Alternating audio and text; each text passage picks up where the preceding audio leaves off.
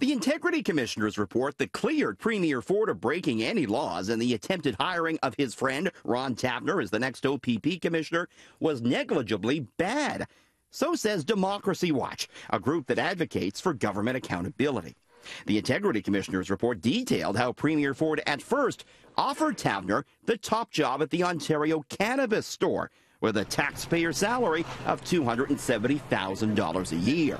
Democracy Watch argues it was a clear violation of ethics rules that Integrity Commissioner J. David Wake ignored. Well, he ignored clear evidence. You can't offer a government job to your friend, and that was part of what came out of his investigation. And he didn't even actually offer a conclusion as to whether that violated the law. He just totally ignored the fact that he had clear evidence Ford tried to hand another government job to his friend Ron Taverner. Democracy Watch also wonders why the Integrity Commissioner didn't find fault with the Premier, given the actions of his Chief of Staff, Dean French. The report detailed how French worked diligently behind the scenes to make sure Taverner got the top job. French recommended Taverner for the position and even asked that the qualifications be lowered.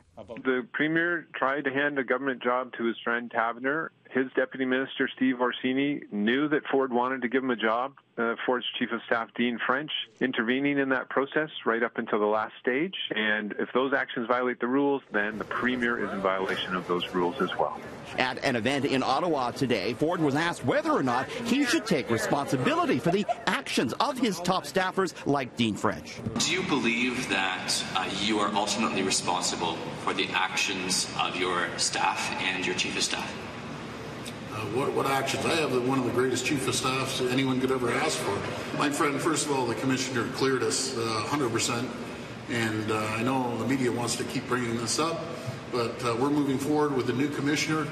Democracy Watch says it is now considering suing the Integrity Commissioner to get his ruling overturned.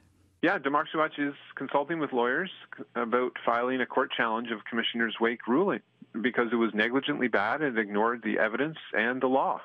The opposition at Queen's Park says they would like to see something more done as well. Because you haven't technically broken a rule doesn't mean that the integrity of the process was flawed. And it's clearly the integrity of this process was deeply flawed. With fired OPP Deputy Commissioner Brad Blair continuing his lawsuit to try and force the Ombudsman to investigate the Taverner appointment, and with Democracy Watch possibly taking the Integrity Commissioner to court, you can be sure that this 101-page report will continue to dog Premier Ford for some time to come.